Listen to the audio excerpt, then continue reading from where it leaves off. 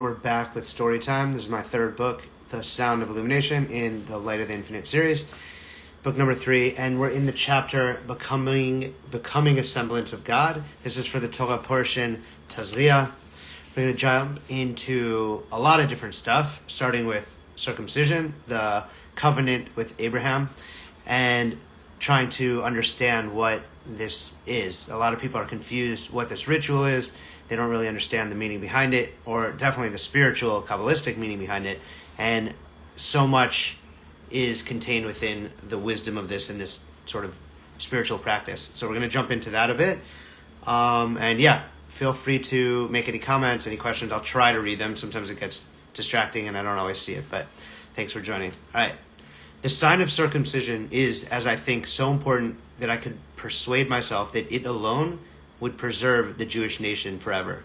This was a quote by Spinoza. And big up and much respect and love to Aleph Labs, Mati Zucker as well. Hit me up on the DM. I have something I was going to ask you, actually. All right. With this Torah portion of Tazria, we are entering a new section of Vayikra, Leviticus, dealing with the laws of humankind. The previous Torah portions dealt with the laws pertaining to animals. This follows the order of creation. Man, Ish, was created last. Rav Samle explains that the order is such not because humans were created last, but for the reason that humans were created last. It's simpler to understand the sanctification of the animal world. It's natural for us to make important distinctions between the clean and unclean, tara, purity, and tum'ah, impurity. In the animal world, humanity's struggles, however, and the work we have to do to sanctify ourselves is far more complex. The Zohar compares humans to animals regarding the korbanot, the sacrifices, deducing from the verse, "And the 8th day the skin of the orla should be circumcised," being amidst the verses that deal with tara and tumah, purity and impurity.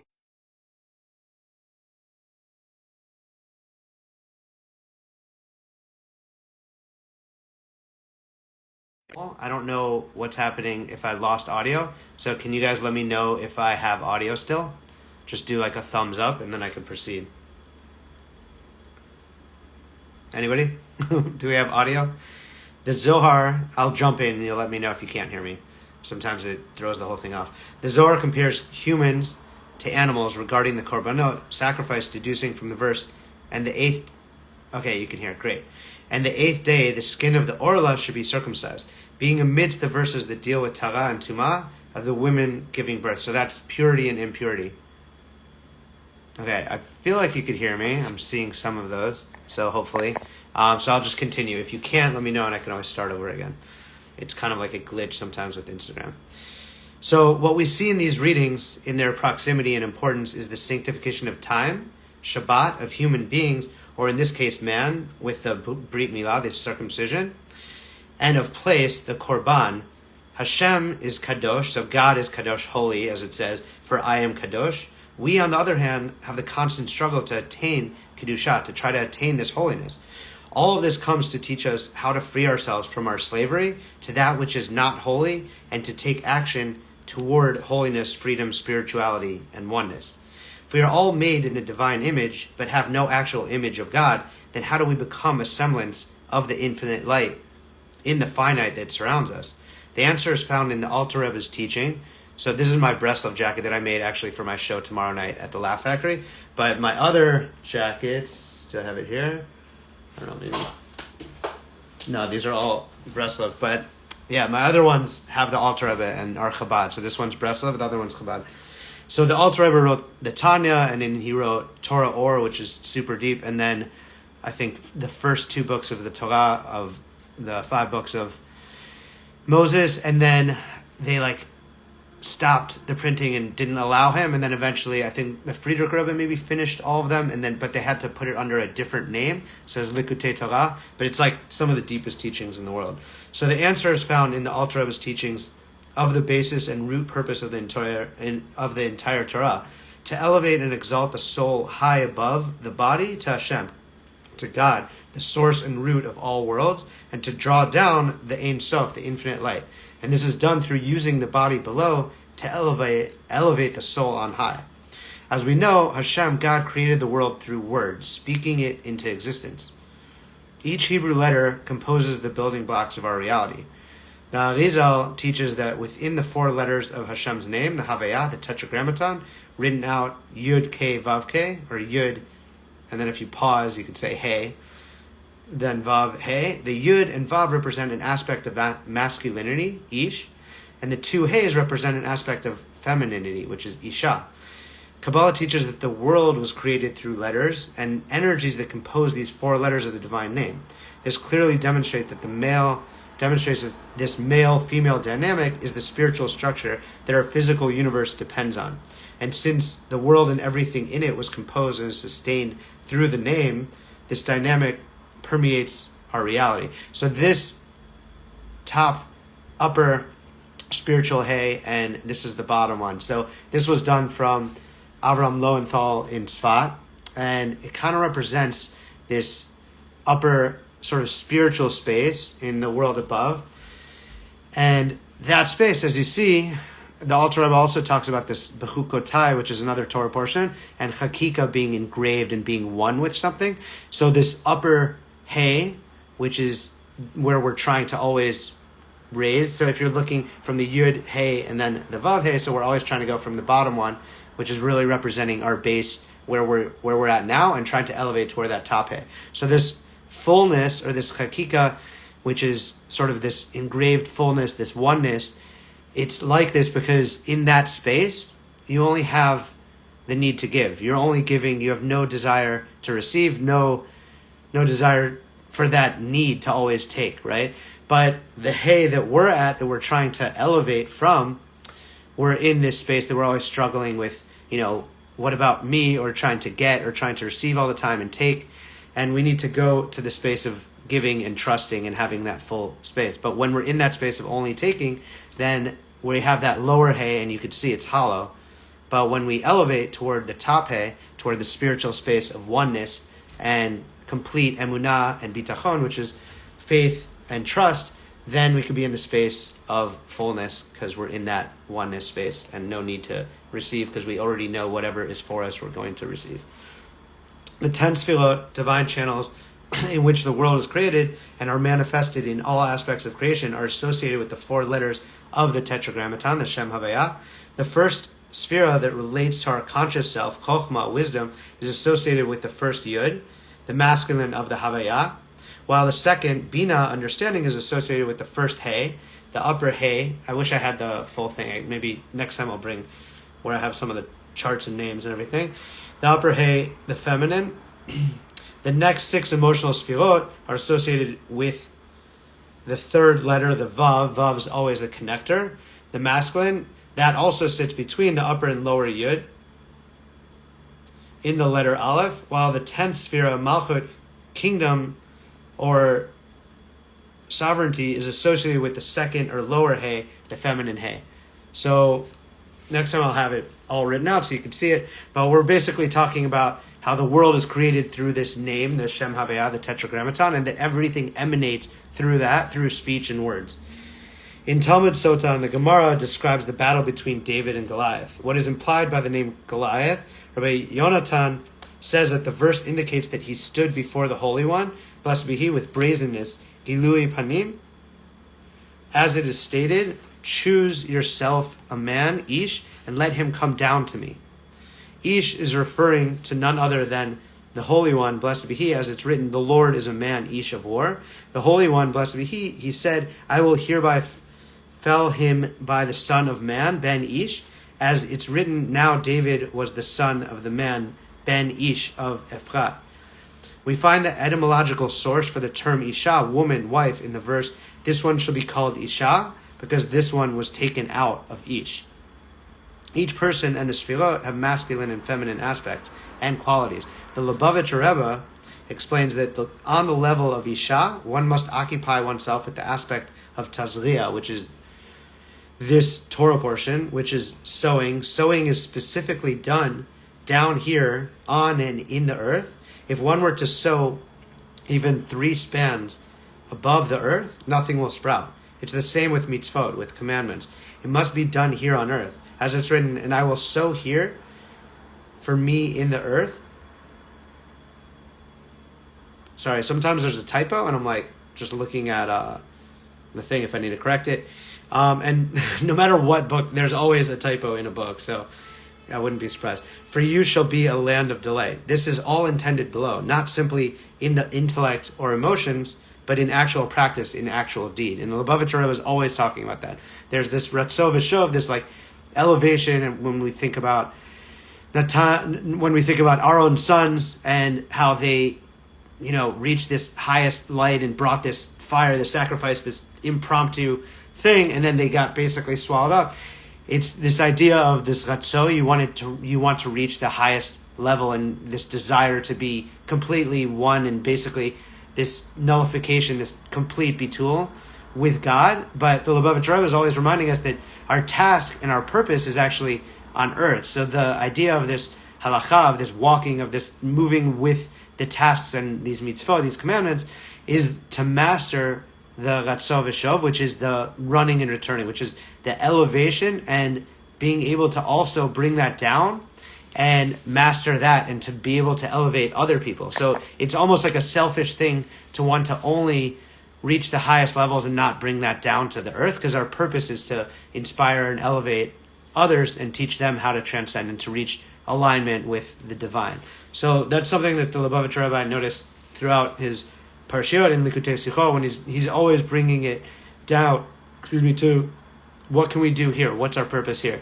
When some people, he asks these people to go on shlichut, so it's like emissaries to a messenger to do this good deed in this one place. And there's these stories, sometimes people don't make it, they miss their flight, whatever, and they become disenchanted, and they're just, I've lost, I don't know, I gotta go back. What am I gonna do here in this random place, that this stopover or wherever they're stuck in?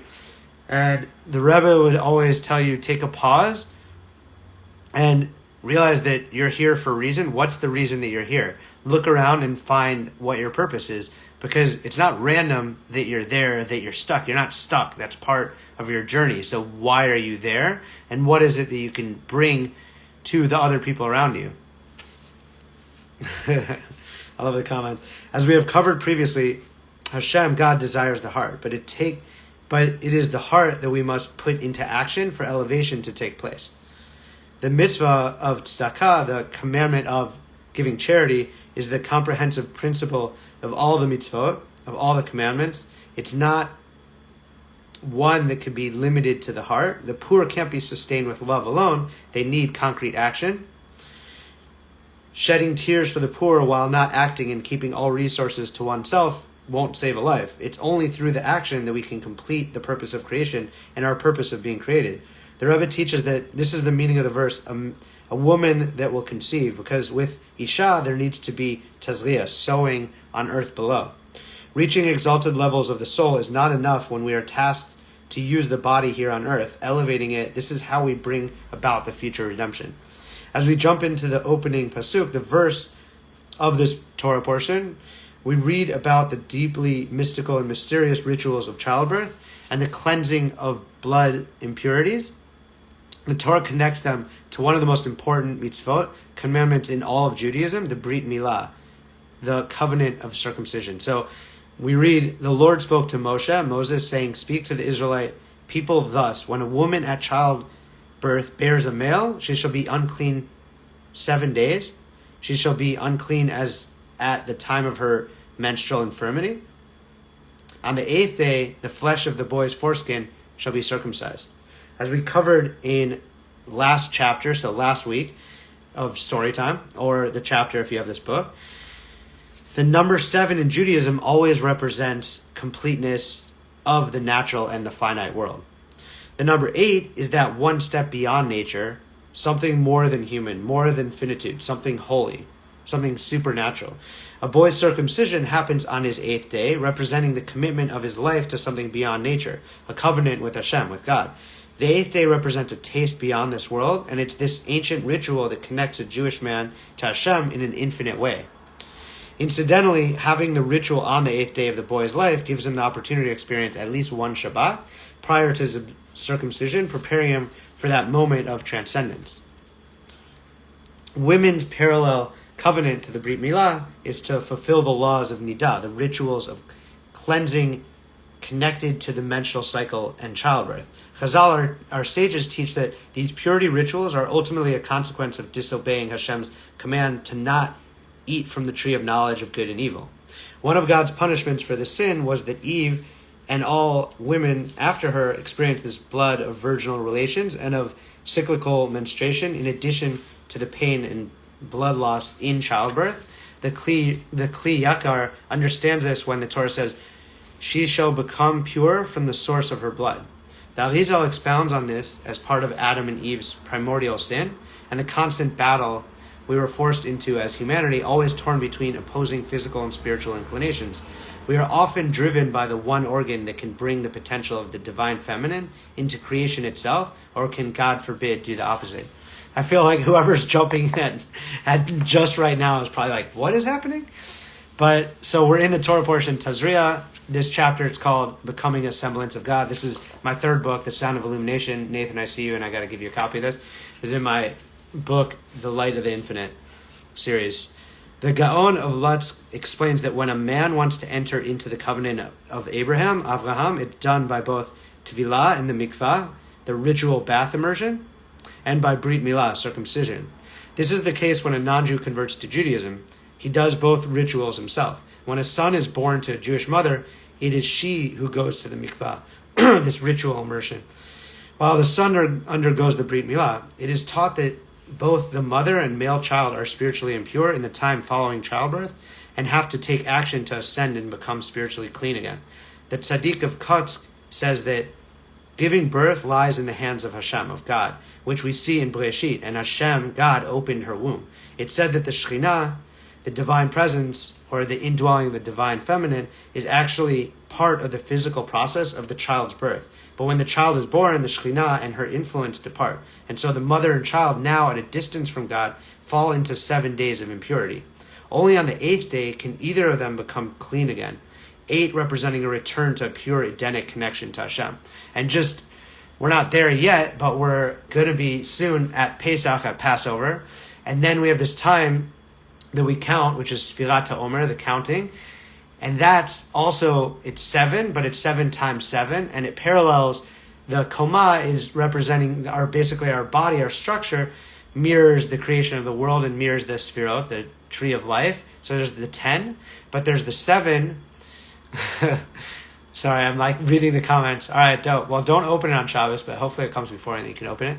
But so the 7 are the 7 emotional attributes, and the idea of these 49 days from Passover to Shavuot, ending on the 50th, which is, we'll go into that in a second. So the idea is these 7 emotional attributes, starting with Chesed and going down to Malchut, is that each one, we do 7 times 7 because we have to fix every element within them. So it's not just 7 days, but it's actually 49 days, because every 7 within every 7 we need to mitaken. So we're like every element within them. And then this parallels the 49 basically levels of impurity that the Jews fell into in Egypt, but that also parallels the 49 levels of purity that we could reach. The same with the 10 Sfirot, the tree of life. These are the holy 10 Sfirot, but there's also, as the Arizal explains, the 10 crowns of impurity. So the Sfirot, the Sitra Achra, which literally means the other side. So that's the opposing force. But the idea is when we go through the Sfirat HaOmer, so it's 7 times 7, which is nature, 7 representing the weak and the natural and the finite. And then we multiply that. So we're doing this mitaken, this tikkun, this rectification. And then through that, in a similar sense with this 8th day being the circumcision, reaching beyond.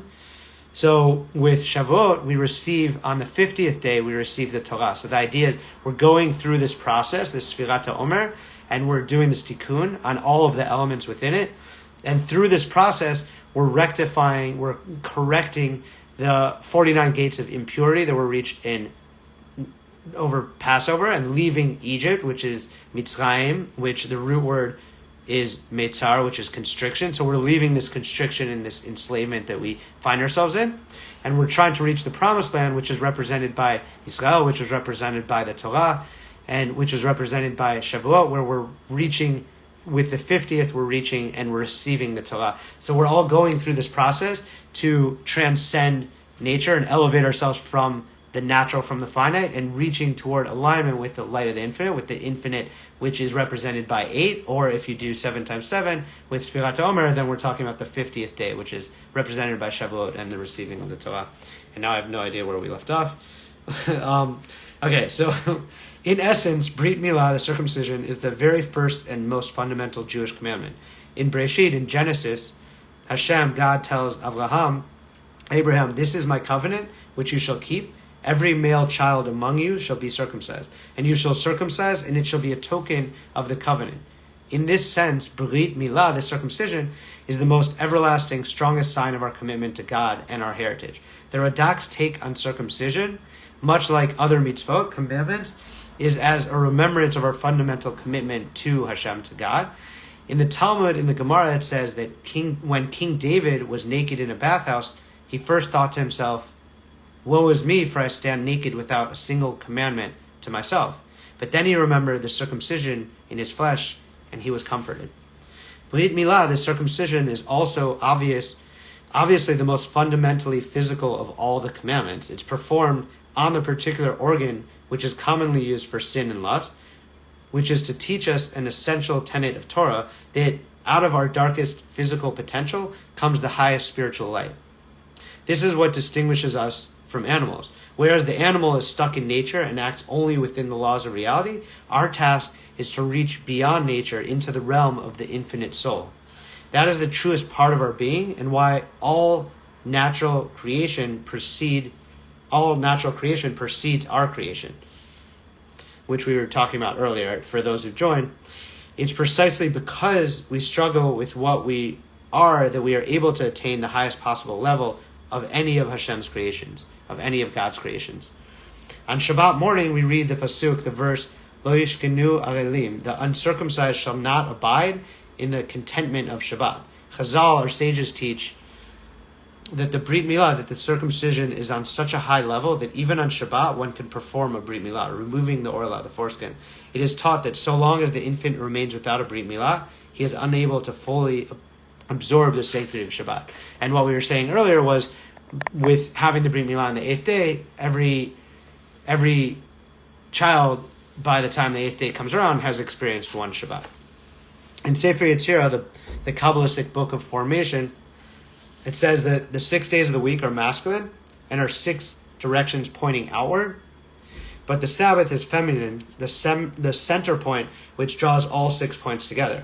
Rabbi Aryeh Kaplan, who, if you don't know him, his books are incredible, and it depends what you want to get into. If you're trying to get into Kabbalah, he's written so many. Kabbalah in the Bible, Kabbalah, and I don't remember the titles of all of them because he wrote 48 books, which is like one, I think, for every year that he was alive. But he also wrote this book called Inner Space, which is like really deep, but a great introduction to Kabbalah, because the way he just writes the deepest concepts, but writes it in a way that anybody could kind of jump into. And then he's written a lot of different books about different rituals that that are shorter, like about tzitzit, wearing tefillin. He wrote one, If I Were God. He wrote about the mikvah, I think, about spiritual ritual immersion. But yeah, he's just incredible, and definitely check out any of his books, Rabbi Aryeh Kaplan, and I think you'll be completely blown away. He did a translation of the first Kabbalistic book ever written, which is Sefer Yetzirah, and he wrote translations of Bahir and all these other ancient Kabbalistic texts that are just incredible. And he also sorry, this is like a whole promo for Rabbi Aryeh Kaplan, but he did a translation of Reb Natan's book, and it's called Outpouring of the Soul, and it's mind-blowing. So you can check that out. It's very short, and it's incredible, and you can get it on BRI, the Breslov Research Institute website, and that, I think, will blow you away. So Rabbi Aryeh Kaplan says that this teaches us that when we look at ourselves in terms of our external relationships, we are looking at our masculine identity. But when we look at ourselves, our inner core, that's our feminine identity. All week long, our struggle is to gain spirituality, and that's on a male level. But on Shabbat, we are on a female level, absorbing the fruits of all that we have done during the week. Without the Sabbath, there would be no way of receiving the blessings we create for ourselves. The same relationship is true in biology. The man gives over 1 million sperm cells, out of which the woman receives only one. She receives a whole multitude of creation and then gives back completeness. If masculinity is giving, femininity is receiving and completing. We see again the parallel to this week's learning about rituals and childbirth. The Torah is teaching us how essential the sanctification of our sexuality is. It represents the ultimate form and the highest level of emulating the infinite one by actually perpetuating humanity ourselves. Therefore, it's something that should be treated with the utmost level of spiritual care. The laws surrounding both birth and circumcision are meant to manifest spiritual transcendence. They keep us from getting stuck connecting only to our physical impulses and remind us to continue seeking connection to the infinite. There's a beautiful Hasidic story that was told at a meal following a Brit Milah, a circumcision celebration. Rabbi Yitzchak Meir of Ger asked one of the Hasidim present to share a story of Rav Levi Yitzchak of Berdichev, who's just incredibly mind-blowing Hasidic master, the Berdichev Rebbe. The Chassid jumped at the chance to share how one of Rav Levi Yitzchak's disciples was a dealer of oxen. At the time, the price for cattle had dropped significantly, which was horrible news for this Chassid, as he had a lot of cattle at this time and was depending on the sales as a way to provide for his family. Realizing the tremendous financial loss that he was about to incur, he set off for Berdichev to ask the Reb Levi Yitzchak for advice and a blessing. When he arrived, the Rebbe asked him if there was a particular mitzvah, a commandment, that he engaged in that stood out above all others. He thought to himself and replied, "Yes, I'm a mohel, someone who does the circumcision." The Rebbe replied, "And what do you do if, God forbid, the bleeding doesn't stop after you've circumcised the infant?" The mohel merchant began to list various medications that he had used in the past. So the Rebbe replied, "I will give you a special herb so that, God forbid, you are in a similar predicament. You can apply this herb at the source of the bleeding, and with Hashem's help, with God's help, it will heal at once." The merchant took it with pleasure, but still a bit perplexed, looked at the Rebbe and asked, "And what should I do about the cattle business?" The Rebbe simply looked back at him and said, "But I have already told you, whenever a newly circumcised child bleeds profusely, you should apply this herb, and with Hashem, with God's help, the incision will heal immediately." So the merchant set to travel back home, probably a bit confused. Rabbi Yitzchak Meir stopped the Chassid in the midst of telling the story, suggesting from this it's clear that the merchant was a Chassid, since he didn't persist with advice for the cattle business, which had weighed on him the most, instead believing that the Rebbe's words must include an answer to the question that brought him there, even without understanding how it could possibly be so. The Chassid nodded his head and continued with the tale. On his way home, the merchant stopped at an inn, where he heard that the innkeeper's son was not circumcised. He asked the innkeeper, "Why have you not yet had your son circumcised?" The father looked saddened by the inquiry and replied that previously 2 of his sons had died as a result of circumcision because the bleeding could not be stopped. The merchant recalled the words of the tzaddik of Berdichev, Rabbi Levi Yitzchak, and looked to the innkeeper asking, "What would you give if a solution were to be found for this problem?" The innkeeper was intrigued and answered, "If it were possible to circumcise my son without danger, I'd be prepared to pay 400 silver rubles. I will circumcise him on my responsibility, depositing my own 400 rubles to be forfeited in case, God forbid, of misfortune," answered the merchant. The innkeeper, eager to circumcise his son without worry, agreed, provided that the mohel merchant remained with them for 4 weeks until the child was out of harm's way. The mohel went on with the circumcision as promised, and the infant bled heavily. But immediately the mohel applied the herb that the tzaddik had given him, and the bleeding stopped immediately. After a few days, news reached the merchant that the price of oxen had risen again, and he wanted so badly to return home to sell his livestock to fix this issue that he had. But the innkeeper held him to his word of staying in the village for 4 more weeks, following the procedure. After a few more days, he had heard the price of livestock had soared even more than before, and he pleaded to be allowed to leave and take care of his other business. But the innkeeper ignored his pleas. Only after the full 4 weeks had passed did the innkeeper allow the merchant to take leave. but not before paying him both the 400 silver rubles for the successful Brit Milah and 400 rubles that he was holding as collateral. When the merchant finally returned home, he immediately ran to sell his oxen and found that he could sell them for far greater amount than he could have imagined, even more than he had heard rumored. He couldn't believe the turn of events and fortune. Right then, he knew he had to travel back to Rav Levi Yitzchak in Berdichev. Upon his arrival, he greeted the Rebbe and said, "Rebbe, the fee of 400 rubles belongs to you, without a question, and a portion of the profit I made on the sale of my livestock rightly belongs to you as well." He then understood that all along the Rebbe was telling him to tap in to the mitzvah, to the commandment that you connect with, and if you elevate yourself and your family spiritually through it, your physical well-being will be blessed. One of my favorite lessons from Rav Simcha Bunim is everyone must have two pockets and a note in each, so that he or she can reach into one or the other depending on the need. When feeling low and depressed, discouraged, or disconsolate, one should reach into the right pocket and there find the words, Bishvili nivra ha'olam, that the world was created just for me. But when feeling high and mighty, one should reach into the left pocket and find the words, Va'anochi afar ve'efel, I am but dust and ashes. Kabbalah teaches that the world was created as a broken vessel. Hashem constricted infinity and hid the ultimate good in the brokenness of the world. Reb Natan of Breslov, Rabbi Nachman's main Gaon giant, says that our highest task is to choose to see this infinite light, to choose to let it in and to partner with Hashem, with God. Our laws and customs, in ways so mysterious and in ways very obvious, literally turning our physical bodies into ritual, spiritual objects, are the most powerful reminders we have to keep making that choice to strive for something higher, to not let ourselves believe that we are only creatures, that we are only animals, driven only by physical instincts. The Torah teaches us how to free ourselves from our self-imposed slavery, to take actions toward holiness, freedom, and ultimate oneness. Human beings are but dust of the earth, Adamah, but through the struggle and fight to spiritualize reality, we become Adameh la-Elyon, a semblance of God. Shabbat shalom. Love you guys. I'll catch you next time.